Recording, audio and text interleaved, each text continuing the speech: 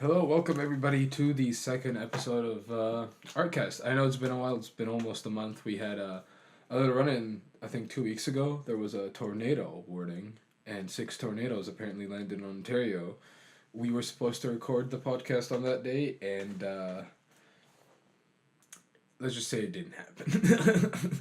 So today I'm joined in with, today's joining me is Kadet P, also known as Pedro. Hello, how are you, sir? I'm doing great. Just living the dream always. How are you doing? I'm doing well. It's cold. It's been cold for those past days. Don't look at me like that. Well, I I mean, haven't been in Canada for as long as you have, right? being in Ottawa for what, like 7 years? And plus, like, I'm pretty sure you don't leave your house except, like, I mean, why would you leave your house? You have like everything to make music in here. So Yeah, pretty much. Yeah, I just go out every once in a while, but yeah, mainly just like go to work and just do whatever I have to do. So, for those who don't know, Cadet P is a musician. What type of music do you do? Do you create, sir? I work in like dub, reggae, dubstep, bit of grime. I like some experimental stuff every now and then, but yeah, just mainly bass music in general. That's what I've been working for a while. Um, Originally started with like hip hop, but then yeah, it was like I think 5 years ago that I moved into bass music, and here I am. Here you are. Yeah, Now I saw that you released a song quite recently. but song and an EP. Yep, a song on an EP. Yeah. Do you have like knowing you? We work together, but I didn't know about about this EP's arrival at all. And you usually send me snippets of you making music on Instagram, like small snippets of your music jams. Yeah. Do you usually like to keep your releases shrouded in mystery? I know we're going to touch about the label Vinyl Vigilance in a bit, and you Yeah. told me about the backstory of that Yeah. before, which we're going to touch on. But do you like that little bit of secrecy around when an album is dropping, where nobody knows if it's or like an EP or a song? Do you think that helps or? Yeah, for me, like I find better keeping everything at least not just in the mystery, but at least I give like a little bit of like teasing of like what's coming at some point. But I generally, yeah, I don't like posting like a lot of my music out. Just it's always good to like keep it sacred. It's also part of like the culture of the music I make, which is like keep things sacred, make people wonder what's that song playing in the back, and be like, whoa, that's a good song, and then the later they realize, oh, I've been hearing this in shows for a while. I didn't know it was you. So yeah, it's always good to like keep the music as secret as possible, at least for me. Do you know, and do you work with other artists that share that same enthusiasm, or are you alone on this one? I Well, know, like recently, in regards to mainstream music, like fucking looking at Eminem, he released an album that nobody he didn't tell anybody about it. yeah. Do you think a lot of people agree with that type of like sort of mentality where it's like we're just gonna hit him hard out of the blue? Well, I mean, when you're like an underground musician, generally you would try to like have like a little bit of a marketing plan just because of the nature of who you are at the moment. Because if I just release a random thing right now, people won't give a shit. Eminem is different because Eminem has created a big career himself Of throughout course, how many years already? Almost what, Dude. 20? Like over 20 years? I don't. Yeah, I'm not so sure. he's probably around like 20 years doing what he's been doing. And yeah, like he can do that. Beyonce did that as well, and like they succeeded because of who they are. Like if they were just like random people, unfortunately they wouldn't. Well, and of course, like the Eminem thing just like hit hard because it was, how do you say it? It wasn't just the fact that it's Eminem dropping something that no one knew it was coming. It was more like the content of the album also impacted people and impacted the way the album got to people. So do you try when you release something with secrecy? Well, like when you put something up, do you if it's released without any knowledge beforehand, is it usually because of the subject matter you're talking about, or like the themes of the song in itself, or is that just because you want to? It's because I want to. Damn, buddy. Yeah. All right. So how long have you been making music for? Fuck, it's been what, 11 years already? 11-year old man. Yeah, I know. Year old. Yeah. No, so the way I started on music is like very interesting because like I was listening a lot of like trancy music, like a lot of Tiesto, Paul Van Dyke, a bunch of like musicians that have nothing to do with everything I did after, but I was just like curious and like how do you make music like that, like electronic music in general. And I just remember one day googling like how to make music in a computer, and I stumbled upon FL Studio, and that's what actually started this trip. Fruity Loops. Good Yeah, old well, Fruity yeah, Loops. yeah. Actually, it was called Fruity Loops. Back Oh then. yeah. Oh, I have Fruity Loops on my shitty potato laptop right now at home. No, yeah, but you know, like the thing is, Oh, yeah. right now it's called FL Studio, but yeah, back then it was actually called Fruity Loops. Oh yeah. It was weird because you know, like you see this big interface and you have no clue. Oh, it's scary. Because the thing about me with music, prior to started making digital music in general, I didn't have any knowledge on how to compose music. I didn't know what rhythm was, what a harmony was. I didn't know what an interval was. So I didn't even know things about rhythm or anything, like how to groove, nothing. So I was just like randomly playing keys, or not even keys, because back then I didn't have a MIDI keyboard. It was just me clicking here and there and see what sounds like it sounds right.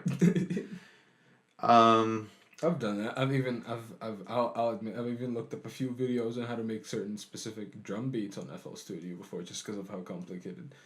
And like it doesn't look it looks easy, just like every art medium looks easy as an artist. You know, at least I get a lot of people like, hey, oh, that looks fun. Can you draw me? Or I can do that. You know.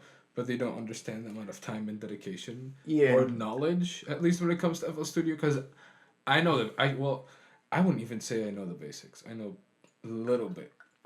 FL Studio at least, actually, it's very visual, so you can actually It's very what? Visual. So visual. Yeah. So what I find about FL Studio is like it actually gives you this nice looking graphical like GUI. And it makes you understand very well what you're doing compared to like I don't know what I use right now, which is Studio One. Studio One is doesn't have like that pattern editor where you make the drums like you have in FL Studio, right? Mm-hmm. So for Studio One will actually require you to like understand a bit about digital music and also about music itself. So, but yeah, coming back to like roots of everything. So yeah, I started like building trancy, weird, nonsensical, like non-logical at all things. Like I didn't even know structure, like what should I look for. Then at some point my best friend back then, Guillermo, so he asked me to join into like a hip hop venture, if that makes sense. Oh. So he sends me a lot of like Venezuelan hip hop, a lot of like Cancerbero. You listen to him? I do, but back then in 2007, he wasn't as big as he. After his death. No, not even that. Like he was doing what he was doing, but he didn't reach like mainstream status at any point, like during those days. So I used to listen to others, but I knew about Cancerbero because he participated in one of the Red Bull hip hop battles back home. Oh, okay. So that's how I knew about him. Then a year later, someone actually sent me some of his recorded music, and I was like, "Wow, that's actually pretty sick what he does." Oh yeah. But yeah, that's it. I don't understand what the fuck he says, but it's like I fucking I'll listen to it. He's his music is like very underground. It's not like it's like raw style, like almost 90s gangster, but more like conscious kind of hip hop. Is like because there's like a difference between hardcore hip hop and then the conscious hip hop. Like conscious, yeah, you're still going hard, but you're not praising the gun bullshit. Like you're not praising, you know, you're not glorifying it. You're not glorifying the fact that you have guns and you're not glorifying the gangster life. Exactly. So yeah, after that, we decided to, start, because back then I also started like writing my own like songs and shit. Um, and yeah, we kept going. Then we also met like these other guys who, we decided to make another hip hop crew, and yeah, that's basically like the thing that got me inspired to keep making music. Like having the little crew, they don't last that long at all, but at least I How got long did it last for? probably what 4 months. Oh, okay. That's still a good. That's a good amount. Well, I mean, I've been making music for fucking 11 years. So Well, it's just like a little chunk of there, but yeah, after that we all break up. I go back again with my best friend to keep making our own stuff. We record stuff. 2009, he moves to Boston to study English. So it was just me on my own, like looking, okay, like what do I do? Like I have all this set up and shit. So he comes back. Wait, no, was all of this in Canada? That was this was back home in Venezuela. In Venezuela, right? Yeah. So he comes next year. Like we get a bunch of like studio gear, and we started recording more like commercial kind of shit. Like it's stuff that I never like agreed with, because like I've never liked commercial music by any means. Mm-hmm. Yes, I have some guilty pleasures, but it's something like who? Give us some. Give me the names, Pedro. The Weeknd. Serious? I don't. Oh my god! I don't like The Weeknd, man. I like The Weeknd. I have like Starboy on vinyl, and it's just right behind you, here. Seriously? Yeah, I have Starboy on vinyl. What about The Weeknd do you like? I just find he has something unique that most modern R&B singers don't have. Which is interesting, like his voice, the sounds he uses for like his instrumentals. Like I find, for example, Starboy it's like a very creative album. It even has songs that you might think this should be a single, but it's not a single, but sounds like it should be a single because of how good it is. What do you mean? The way like most albums work when like major artists are writing them is that they want certain songs to pop out in their album. Okay. I'll get you some beer, boy. You can talk about beer here. I don't mind. I mean, are we influencing anyone? Influencing? Don't. And this fucking. It's a Saturday night, so. This podcast is brought to you by. Oh, don't even. No. Hey, you can actually get into shit for that. I'm serious. It's like. It's just whatever. True the Diablo, fucking Quebec brewery. Quebecois breweries. Oh, always. Dude, I don't. It's actually, that's good beer, actually. It probably tastes like piss now, because it's been sitting at room temperature. That's okay. For you. Yeah. No, so yeah, like when artists write their albums, they want certain songs to pop out, which ends up, and most of them end up being your singles. Like, yeah, every album has singles, and those are the songs that the artists actually put more effort into because they want them, to represent what they're doing. But okay, because I always thought that singles were like the one song that that. They didn't put a lot of thought into it, but it's like the most commercialized one. It's actually the contrary. It's actually the most commercialized because you're trying to market an idea, but it's also like a song you put a lot of effort into it because you want it. You want people to know what's coming. Okay, that's why. Right. But then I will give you another example. Korn, for example, the band. I find they're a very single band because like single in the sense like they put a lot of effort into their singles, but when you listen to the whole album, only the singles are good. Only the songs that became singles are good. Like everything else just doesn't make sense. It's very weird for me. At least to me, it doesn't make sense. Okay. But yeah, so yeah, that's why I find The Weeknd is amazing because he has made music that no matter how much commercial, like, how you say, effort you're trying to put into it, it still sounds amazing. Like, 100%. Do you now that you've been making music for 11 years, has we'll talk about The Weeknd later because he's new to the scene. Like I know about The Weeknd well. Well, yeah, it's pretty mainstream, and it's also he's pretty mainstream. But I can name a record. I can't name it per se. I can like visualize it in my head because grade 8, around grade 8, I brought my hard drive, gave it to my cousin, and I was like, yo, dude, give me all of your music that you have on your iTunes. And I remember he's been active since 2010, around 2010. Yeah. I know that for sure because he had an album, and my cousin had one song of his just randomly like out of the weekend. I was like, holy shit! Like, I was surprised by it, but it's Do you try to take anything at least from what he does, or at least from mainstream artists, and like has that changed? Has that aspect of you changed as you know making music in Venezuela and now here you are in Canada? So as funny as it sounds, I had like a period in my life where I was like doing commercial music, Like what type? Like commercial rap? reggaeton. Reggaeton.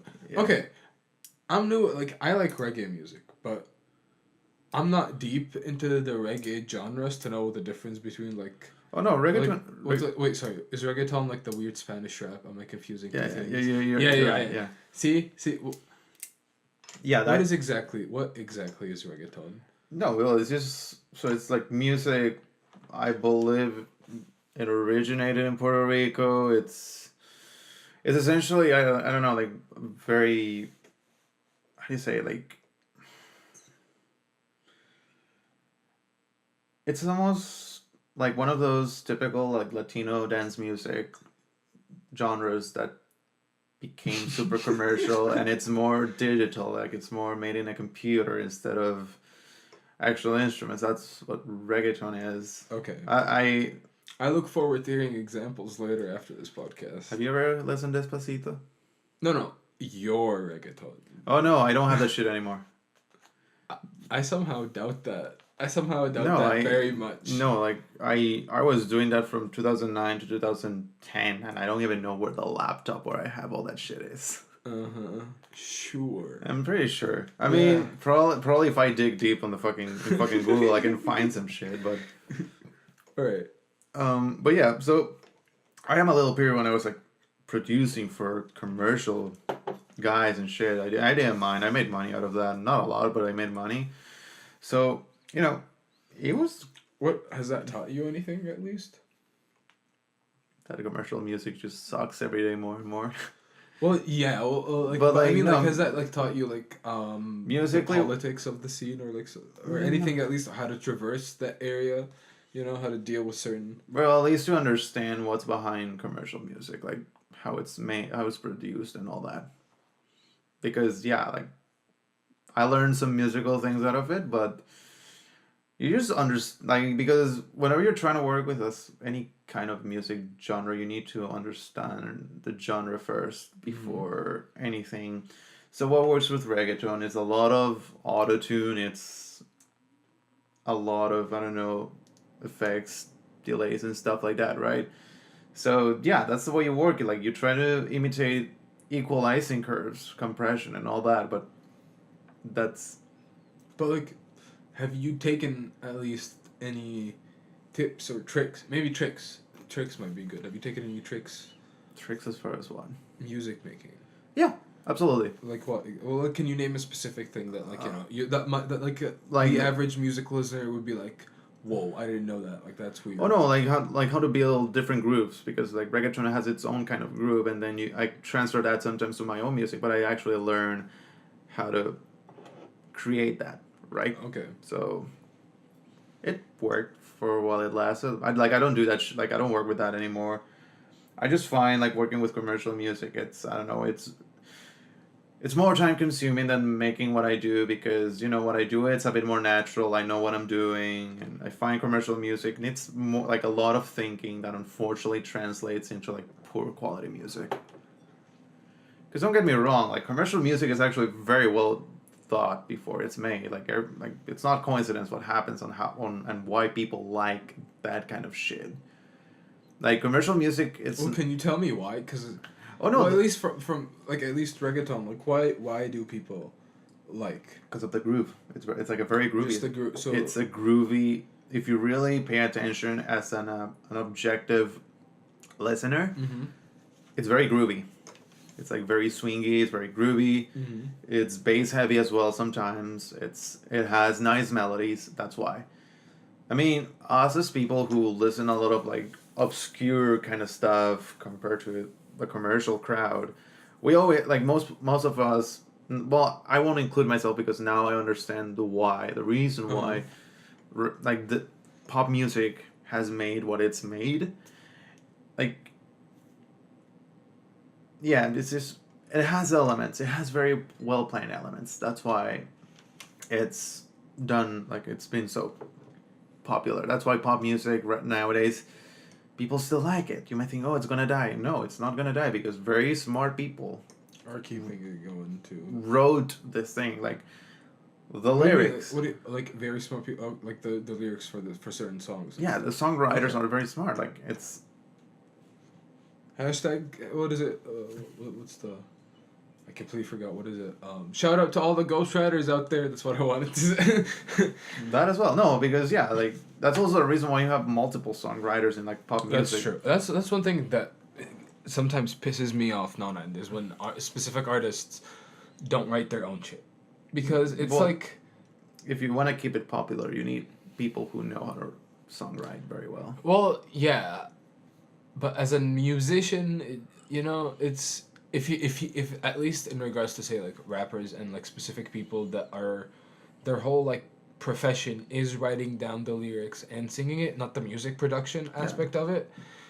You know, it just feels like because sampling is different. Sampling is like you're taking a pre-existing tune or something and then you're adding it, playing around with it, you know, using it for influences. Yeah. But then with lyrics, it's like somebody's completely writing that lyric for you. It's not even your words. They're just sending away their identity under it for your name. Well, yeah, like I guess it's, again, it's also how do you want to make that? Do you want to make the song popular? You need to find people who know how to make this shit happen, right? Yeah, you gotta. Like I will give you some of the examples I've seen throughout time in life. Ed Sheeran, for example, he has wrote a lot of songs for people that you might think, oh, What? is Really? yeah. Like who? I'm just saying. Like, do you got a name? Drop. Is it like Lil Pump or some shit? No, I will give you an example of a song I heard the other day. It was actually a song he meant to write for Rihanna, but for some reason didn't happen. The Shape of You. Oh. The Shape of I actually heard the other day that song was originally meant to be written for Rihanna, but it ended up just being for himself. That was if that's true, Rihanna missed out on a really fucking big ass song because that song was on the radio nonstop for months. I know, but she's done a lot of other of course, like commercial stuff. What else? Do you like older Rihanna or newer Rihanna? I've never liked Rihanna. Seriously, I've never liked her music. Not even like the what is it like SOS, or I know she had that famous like Disturbia. I like that one too. Where I've never liked her music. Seriously, okay. I just find it way too bright for me. I don't know. It's too shiny. It's like I don't know, like too shiny. It's like if you were looking into like a phone screen that has like the maximum brightness. That's how I feel about her music. Okay, it's true. It's too shiny. I like that. It's funny how we just keep talking about like, oh yeah, how we made music, and then I'm still in my fucking 2010. I said I'm still like fucking 8 years away from actually the. You're still 8 years away from your cadet. Were you named Kadet P back then? No. Oh, what was your name? I won't tell that. Oh no! Come on, say it. You gotta come on. No. Come on. No. Come on. Like this podcast is gonna probably get like hopefully like 1,000 views. Is like that? only 1,000. Like no, 100 views. Sorry, like 100 views maybe. Maybe over 100, and I don't want to say that. No.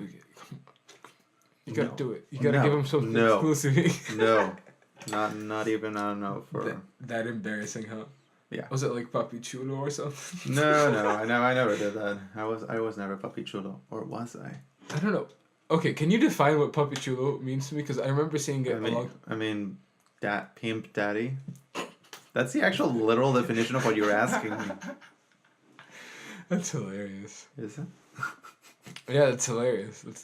Cause like I remember what like this is a complete tangent for our listeners, but I remember watching back in high school when I was bored out of my mind watching a high school a BuzzFeed video transforming men into papichulos.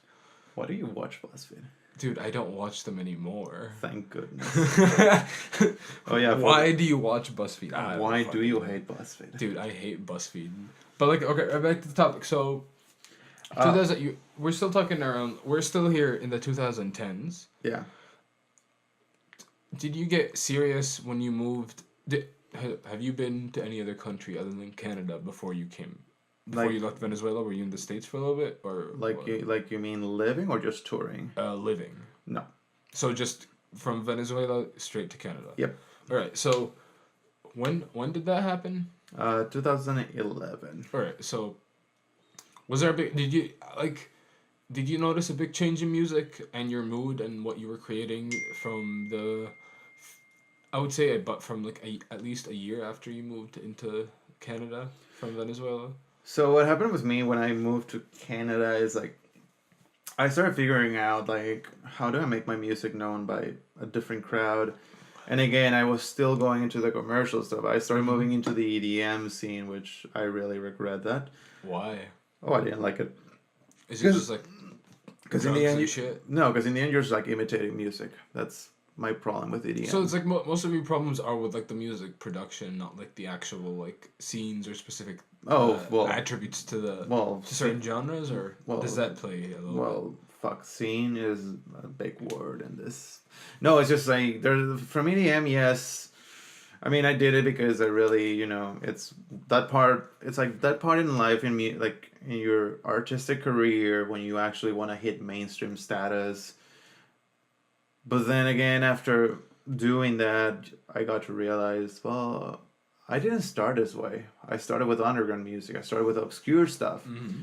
How did I made it to be what How did I move towards the mainstream? Yeah, what happened with me? I'm moving it towards everything I always hated. And at that point, I realized the problem with the music I'm making is that I'm imitating what other people are doing. I'm not doing anything original. So fast forward to 2012, I moved to Montreal to learn French.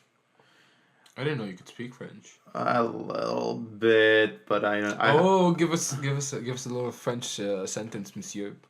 Ouais. That's everything I will tell you today. Amazing. Oh, 10 out of 10 baguettes, sir. 10 out of 10 baguettes. That's what you get. So I moved to Montreal, still me with the idea of commercial music, and I met a guy called Matthew. So this guy Matthew had a phone case that had a sticker that says j'aimeledubstep.com, which if a person who knows about dubstep is going to listen to this, they know what I'm talking about. And we had a talk about dubstep, and I thought, dubstep is the chainsaw thing. I didn't know there was... What do you mean the chainsaw thing? Well, I mean Skrillex. Oh, yeah. Yeah, I thought that... I thought... You were right. Like, that was the same thing in my head when somebody says dubstep. It's like, yeah, I see it. Yeah, that's also why I don't say I make dubstep right away. I actually say, like, regular influence electronic music. Well, before that, I remember when I first got introduced to dubstep, I didn't like it too well. Yeah. But then I don't know if it's an actual genre of dubstep, but on YouTube, back in the day, like 5, 6, 7 years ago, there would be like 7-hour compilations of this thing called brutal dubstep. Could you like tell me what that was? Because I could never figure it out. It wasn't an actual genre. Just like 7-hour videos of just like the weirdest, like hardcore-y... I have no idea, actually. Because it's the weirdest fucking thing. It's like I couldn't find it on, like, even on Spotify, like you search brutal dubstep and you can't really find it. It's I don't know what that is. All right. It sounds like a cringy thing. Dude, I'll just show you a quick example of it. I'm not gonna make you listen. I'm just gonna show you a quick example of like the type of videos and like the thumbnails, like Dead Space games. What the hell did I just do? All right. But continue, as in, you moved to Montreal to learn French, and you met this dude called Matthew. So yeah, like we talked about dubstep for a bit, Yep. and you know, I thought everyone who knew dubstep was the same thing. It's like Skrillex, whatever. But he said, no, I actually am into the actual dubstep. I'm like, what do you mean you're into the actual dubstep? Like, I really. Like, see what I mean? Like, it's an actual thing on YouTube Mm, full of best brutal dubstep drops. buddy. I can literally tell you, I used to watch the 100 best brutal dubstep drops Dementia. That used to be my go-to video. Yeah, no. I don't want this in life. Sounds like cancer. Ah, could be. GarageBand, the thing with the guitar and the speaker. Yeah, There wow. you go. There you go. Brought to you by GarageBand. No, just kidding. Yeah. Um, fuck. He showed you the actual dubstep. No, he talked to me about it. I was like, okay, like, tell me some artists. And, you know, he said Mala. Mala. Jay Kansas specifically. Yeah, he brought all these names. I go home after, look up all the names, started listening to them, and I was like, this actually sounds better. It's a little more quiet. Like, it's more quiet, but I can actually feel it's a heavier bass even. Okay. So at that point, And I know bass is very important to you. You like your bass. well, yeah, well, it's part of like what makes my music what it is. Especially I was listening to, dude, the Gans is Dying on Acid. I just skip the Dying on Acid song because it just sounds like too much weird. It sounds too weird for me. Yeah, Shivy, the ending of it after that 3 minute, it changes completely and it fucks with my mind. yeah, it's Gans. It's yeah, but like I can see some of your is Gans part of your influence? I can somewhat tell with the bassiness of it. I don't take any influence from Gans at all. Oh, I just love what he does. you just love you just love. I just love the weird. The weird. I love it too. It's like I was listening to the last song in the album. I forget its name. With the writer Shafiq. Shark Guys. Yeah, and my favorite part is after like it glitches out and then the rap returns, but there's a siren, like a war siren in the background. Like the echo, you mean? Yeah. Yeah, Oh. I mean, yeah, I don't take anything from Gans. I just fell in love with him just doing this weird, like non on the beat kind of music because what I find he does a lot is like what Burial does. Except I don't think Gans makes his shit in like Soundforge or Audacity. But yeah, I just love his like very loosey rhythm stuff. I just love it. 2012. That's what we were talking about. Yeah, we were talking. You were just you were talking to Matthew about. Yeah. Well, you went home and you listened to this good dubstep, and you're like, it's bassy. Yeah, and I actually started liking it. And yeah, that point is when I started getting more into it. And that's 2012. That's 6 years from now. Yeah. All right. Yeah, and after that, I keep listening all this. Then I was like curious, like, okay, like where can I like buy some of this music? Oh, and I have to say, your record collection is fucking huge, man. I know. It's crazy. I'm sitting here in Pedro's room, and I think he has enough records to pay my university tuition for like 2 years straight. So that's just telling you a little bit about how much this man loves his fucking records. Yep. It's amazing. It's crazy. Yeah. I'm sort of jealous, but all of it. I actually bought my first turntable in 2000 when? I like the year 2001. It's a good year to go. Shut up. Fuck, when was it? I remember going to New York with my parents. 2013, that's when I bought my first. Oh, okay. So my first turntable, none of the ones you see right now here. It was a Stanton T62. After that, I bought my first records the next year No, not the next year even. No, it was on February. Yeah, because a friend of mine from back home was in Toronto. He came to visit me. And he went with me for the first time to get my first records. I think they're not here in like my bedroom. They're downstairs for sure. I bought like a bunch of like weird rock, some trip hop. I bought them at Vertigo Records in downtown. Yeah, Right. yeah, and that's how everything started. This. All right. So after 2013, Yeah, I saw. did I'm in the room that you record. You have a lot of stuff here. You Yeah. have two speakers, a computer, probably like two mixers, two turntables, a keyboard, a mic. I don't know what this is. It's a record box. Oh, Yeah. sorry. That's cool. But I'm just curious, what in this room is like 2012 or older, if anything, other than the records, of course. You know what? Nothing really.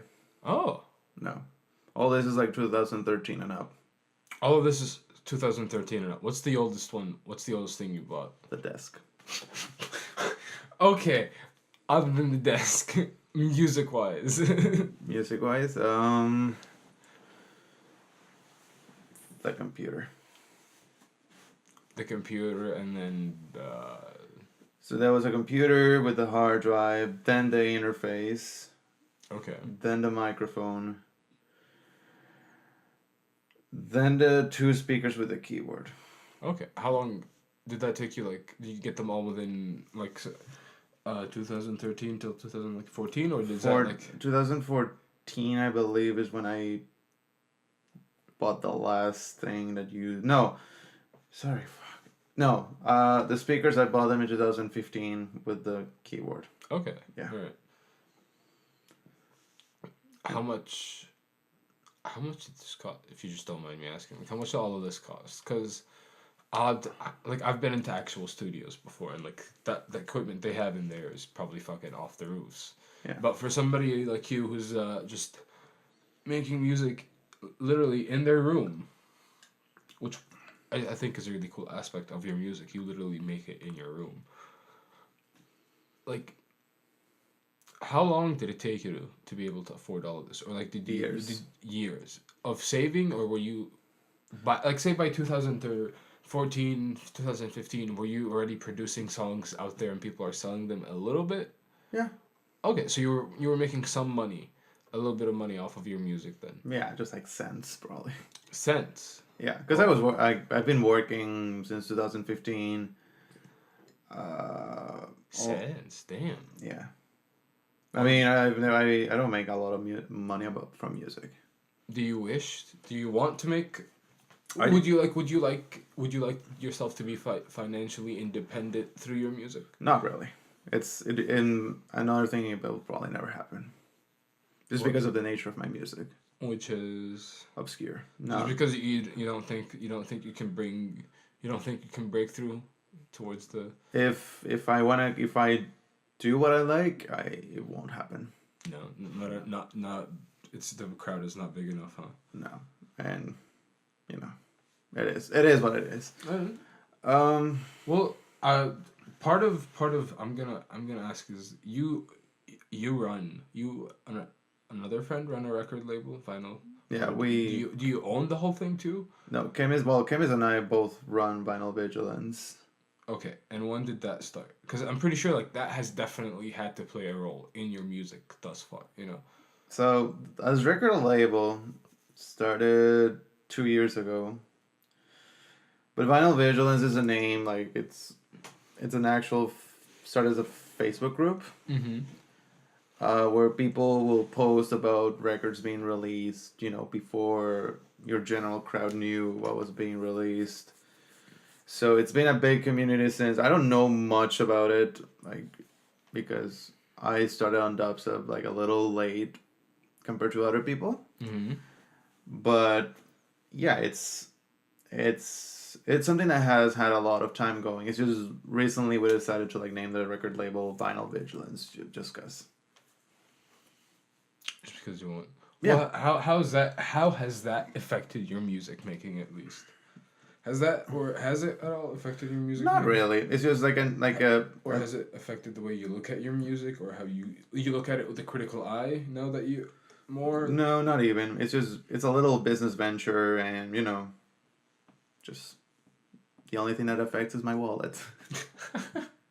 All right. Well, like, explain to me like how a label works, if you could, please. Cause like like online, there's always like all these talks about like the shitty label, like record deals with labels and all of that. But like, tell me how like a label would work, like at the scale of Vinyl Vigilance, it not being big enough to to be able to get whatever artists they want and all of that. But like just starting out, like how does a label function? Well, I mean, generally, it's like any other business. Like you have your little people. Like each person does one thing, unless you're the only person running everything. So different labels like do different things.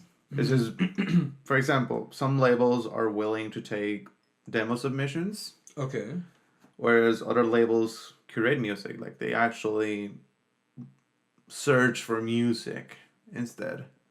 Okay. Like they're not like, oh yeah, send us some music. No, they're actually looking for the music, and demo submissions for them are nothing. Okay. So the record, like the deal with the label and the artist is essentially, so you talk about how do you want to release your music. This is me talking like a general spectrum of how your average label will work. Like at least a label with a certain amount of like budget. Yeah, you will plan. You know how you're gonna spend all the budget. Um, what else? How much it's gonna get? Like the artist is gonna get paid. Like paid the songs, the length, whatever. Now most labels, what they will do is like they would say, okay, like you will get like a 50-50 deal or a 60-40 deal, 60 for the label, 40 for you. But the other thing is like most labels will 60 for the label, 60% of the income for the label. yeah, sometimes it happens. It's just the That's- I mean it's weird, but happens. but what do you think about that from a label I mean, from, as long as you find a way to like compensate the artist for such thing with a not like I don't know, give more incentive. Like I don't know, give them merchandise, give them something. Like as long as you're trying to like compensate the artist in a way for doing that, it's should be fine.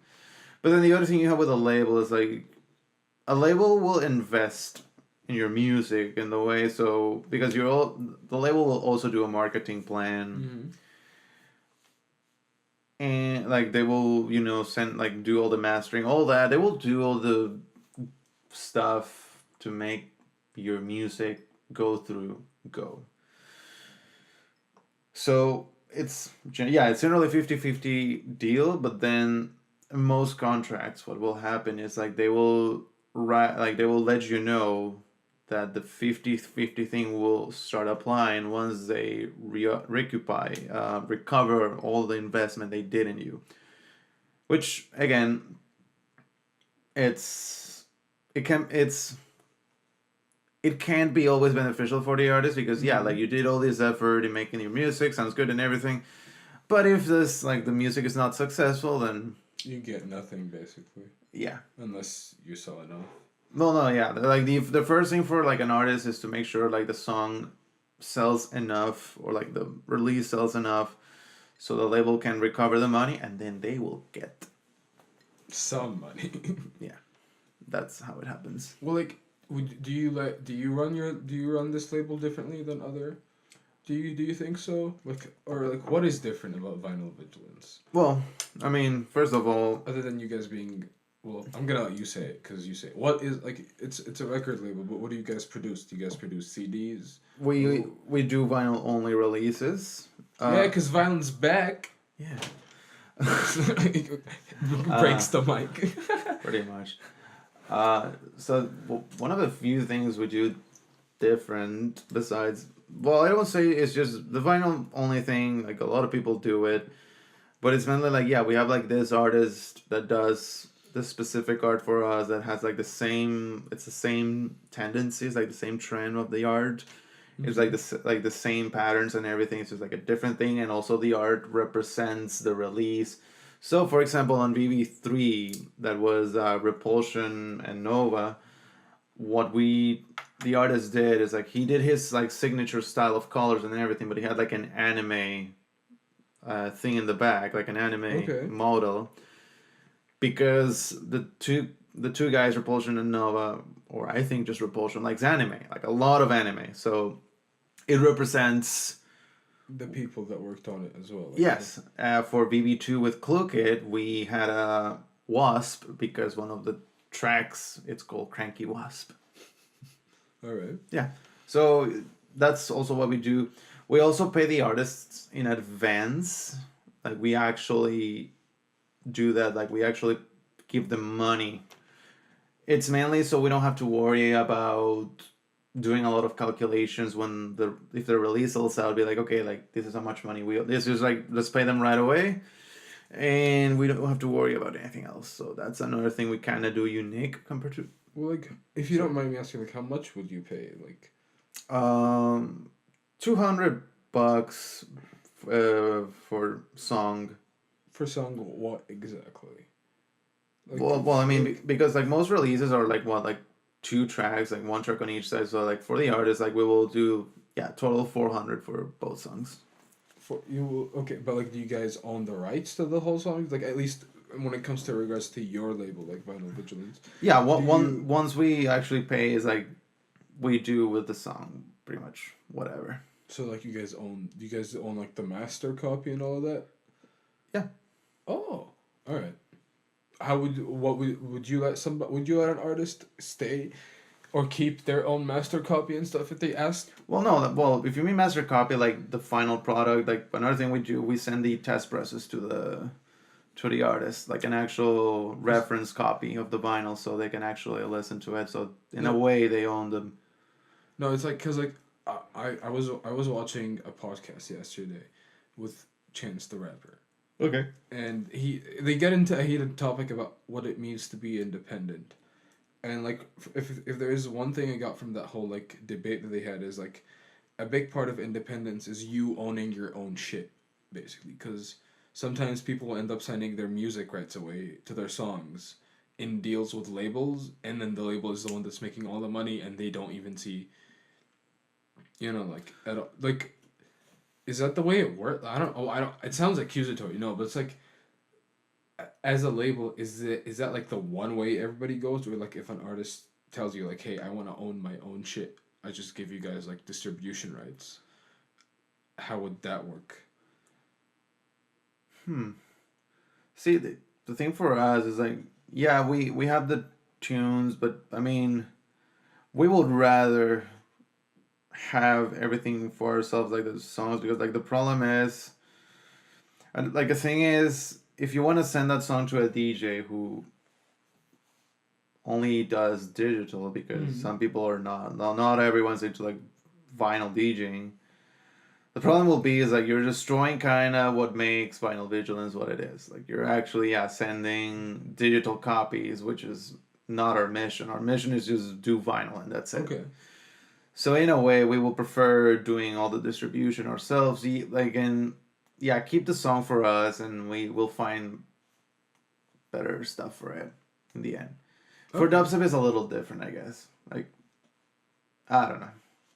Okay, that's interesting, because it's always a big topic, just the deals and like the certain things people, especially famous people, enter, like the certain deals they sign. When you do major labels, it's way too different because it's more money involved and Of more course. like it's more ways a label can fuck you when you're doing major. Just I remember you told me that. What is it? No, fuck. There was a quote. I remember you told me a quote before about how shitty major labels do something. Later, moving on. So you're running a label. yeah. You are actively making music, because you just released you dropped an EP. And you work full time. We worked at the same place, the Whale's Bone. Yeah. I'm not gonna touch a lot about it. I'm not gonna try to delve into work a lot because when we were trying to record this last time, we actually ended up talking about work way too much and not Yeah. your music or anything. So it's the one thing I would like to touch about is I saw a song called Halibut. Yeah. And you sent me a clip of it, and I was like, it's really cool that you're getting inspiration from work and putting it in your songs. And I just wanted to talk to you a little bit more. It's like what exactly about work that inspires you? I know we have a coworker who paints Dougie, like his paintings are really cool. And I was talking to another coworker, Isaac, about Dougie, and he was like, oh, like Dougie is he sees like the color combinations in certain plates and stuff. Does that is that is that part of it, or is that like what inspires you from work? Is it the fish, or like is it just the routine of it? The what is it? Probably The people? I don't know what like the two in Hollywood. The reason why I call it a Hollywood, like if you really pay attention to the song, it sounds like a very heavy, like not bass heavy, but it's just like more like a heavy kind of how do you say, like a very stompy, like it's very big sounds and everything. And it resembles a halibut because a halibut is a big fish. Halibut wasn't actually inspired in work by any means because we don't serve halibut. No, we don't. We don't serve halibut at I thought work. No, we don't. Or do we? No, we don't. no. Yo, I'm pretty. Later. Yeah. We'll delve into that. Yeah, Okay. yeah. The reason why it's called halibut is because it's like very like the sounds are big and it resembles a halibut fish, which is big. Okay. Now, I have another song that I didn't send it just because I still have it like in the works, kind of Oyster House.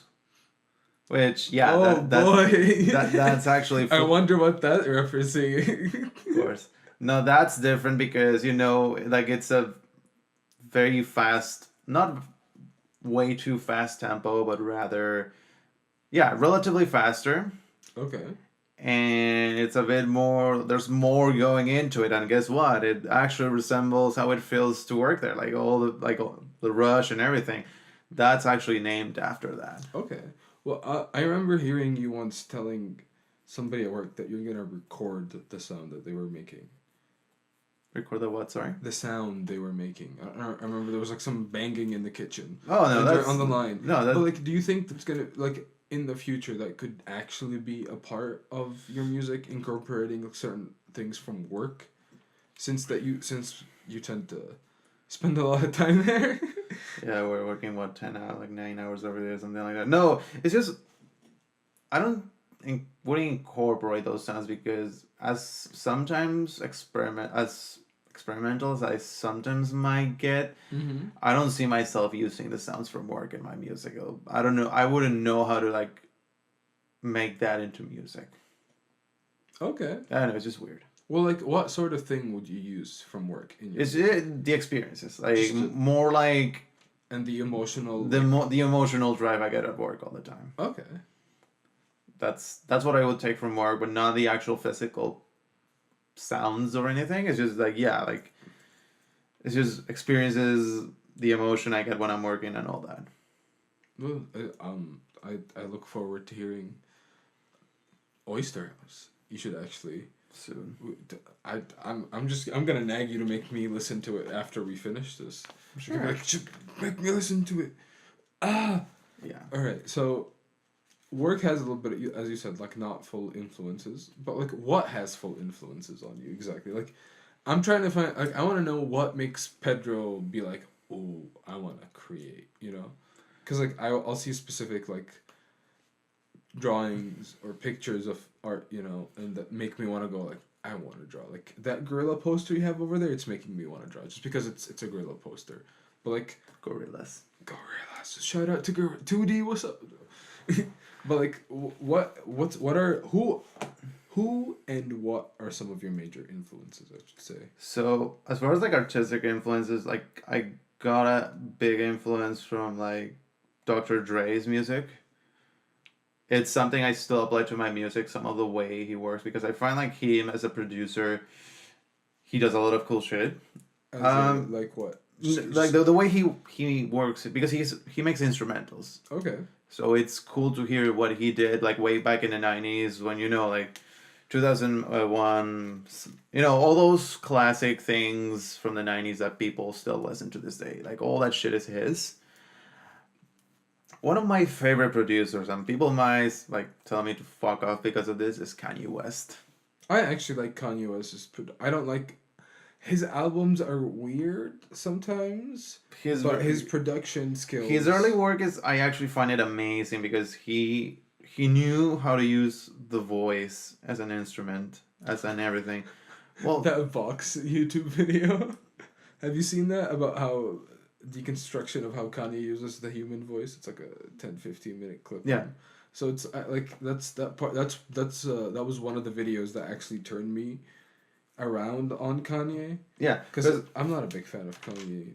I like his early stuff. I like a lot of his early stuff. Just like Before not so. Kanye became Ye or whatever the fuck he's calling himself now. I stopped listening Kanye West after 808 and Heartbreaks, and 808 and Heartbreaks I find is like a very influential album in me as far as what makes me want to write music, not because of an artist, but rather what drives me to go and create music, which is the emotions.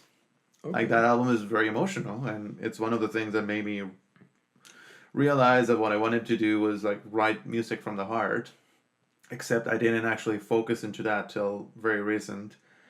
But yeah, so I just find his production is very amazing, all the way from like Jesus Walk. I like Jesus Walks. It's a good song. It's a great song, especially because I've talked with this with a lot of people. Like, no matter if you believe in Jesus or not, it will give you goosebumps. Oh yeah. That's sure. No matter what, and it's like it's amazing the things. I think that's the power of music too. It's. But it's not just music. It's like very well written and planned music. Because I don't think you can just simply sample a gospel song and make whatever person gets goosebumps out of it. You actually need to like the lyrics of that song. It's shocking. It's shocking in the way that no matter who you are, if it doesn't give you goosebumps, it's because I don't know. You don't have the soul. Pretty much. Who else? Who else?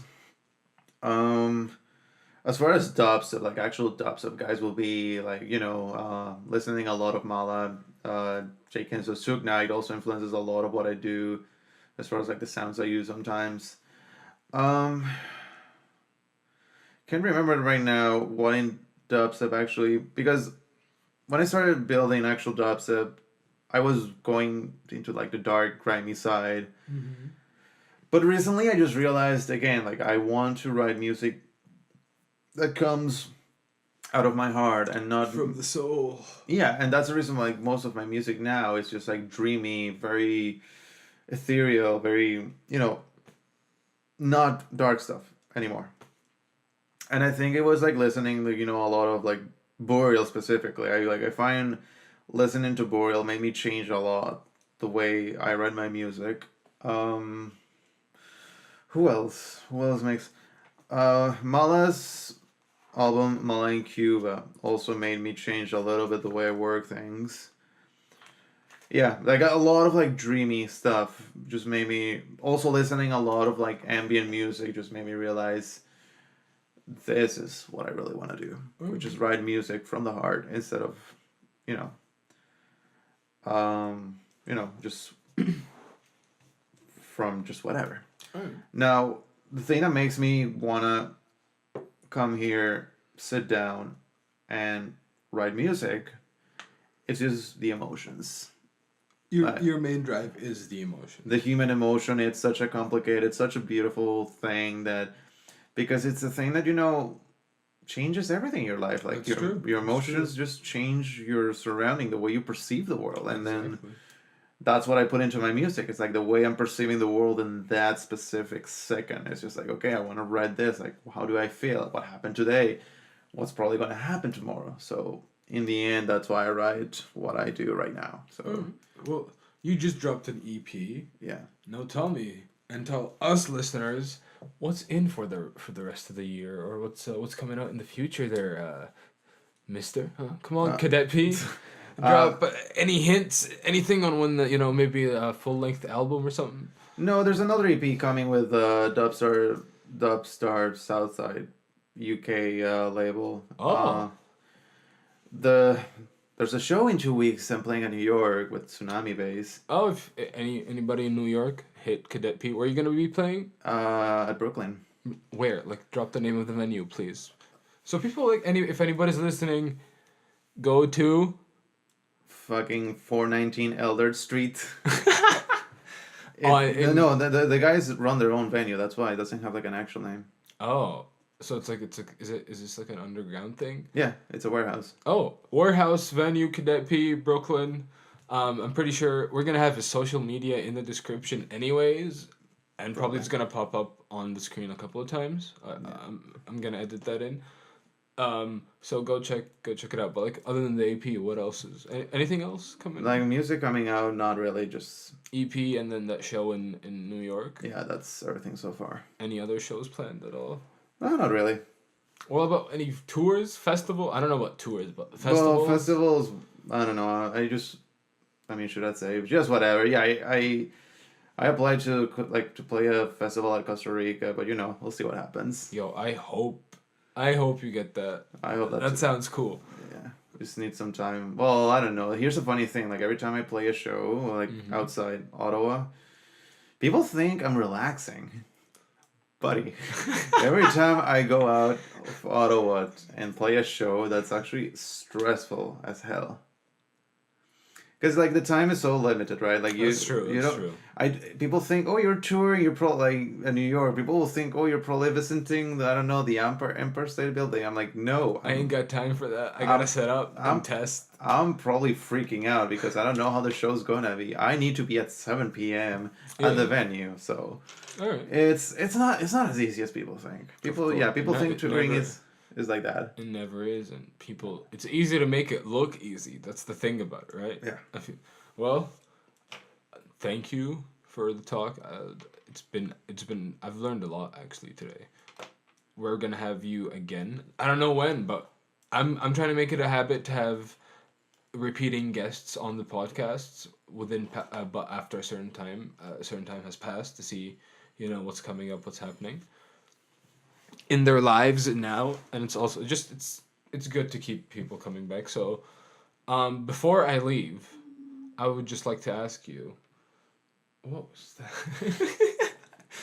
For those who didn't hear, there was a weird thing in the back. Listen, like visualize yourself as like that 14-year-old kid, right? No, actually, scratch that. Visualize yourself as that 18-year-old kid, right? About to enter, say, university, about to get a full-time job and all that shit, about to become an adult, quotation marks. Yeah. Right?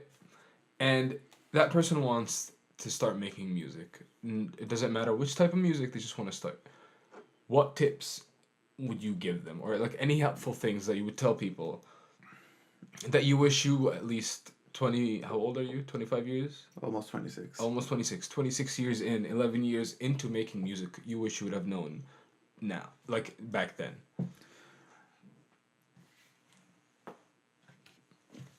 Write music from your heart all the time. That's it? That's everything you need to know. Write music from your heart. I think it's a lesson you 24/7. Yeah, it's also a lesson I would even say to people who want to be in the kitchen. That's also work. Always work from the heart. Always work from who you are. If you put your love into it, you're gonna see your love appear into the final product. And not just that, is it shows who you really are, because if you write music that's all about party, if I was just writing songs about partying and all that stuff, and you see that I'm more of an indoors creature rather than an actual outdoorsy guy, because sometimes I hate going out. Yo, me too. Are you kidding? The outsides? Yeah. Do you understand the hypocrisy of my music? Of course. It's the same thing with cooking. I find, for example, with cooking, you always, when you're making food, when you're creating a dish, something I learn a lot from listening repeated times of interviews with Marco Pierre White, it's when you're making dishes, you need to make sure it's an extension of yourself. Like you can't make just like build a dish because it's something you want to try to impress people. Like I don't know if you don't like, for example, lobster and you're a chef, but you want to make a lobster dish because you want to impress people because you can cook lobster. You shouldn't be doing that. I mean, you can do it. You can do it right if if you understand flavor profile and all that. But you're also not making something that makes you happy of course. in the heart. That's I mean, another cook could prove me wrong, and I'd be like, well, you know what, fuck me then. Just walks in, like puts juices us all. Well, that's some good word of advice. I would also say, try to make that an everyday habit. It's okay if you don't follow that. As an artist, I don't follow this every time. Sometimes your emotions can be also the reason why you block yourself. Exactly. That was gonna be it's hard, especially when you're dealing with such an abstract thing as emotions, trying to translating it into an artistic medium. But just as you said, if you put your love into it and you're actually dedicated to do that, then you're gonna see some progress within whatever. Yeah, it will make more sense to other people, it's gonna feel more fulfilling than sitting on YouTube and watching videos like what I do all the time. What I do as well. Oh yeah, it's crazy. It's like I'll admit this. Like I, as an artist, I need to actually be drawing every day, like 2 to 3, 4 hours a day. I need to find my way to be out of the internet for a while. Yeah, it's part of it's the internet, part of it's I find it because that's the other thing. Like I'm making music in front of my computer, but unfortunately there's internet and the internet gets too distracting. Like even when I'm like looking to read like stuff about cooking in general, the internet's just I just end up distracted watching something else just because it's so loaded with information. It's brutal. And it's like we're slowly being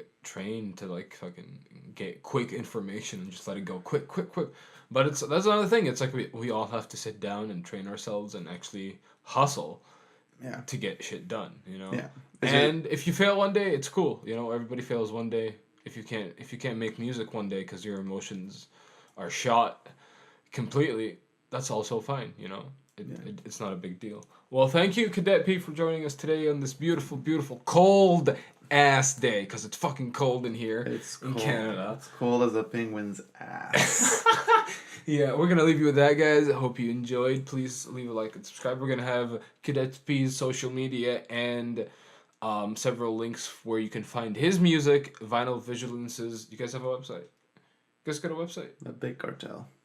It's like I don't know, like the Big Cartel. It's a service that hosts like online shops. Like GoDaddy or whatever it's called. No. Like you host, I don't know, merchandise. Oh, so it's not like a domain. No. Okay.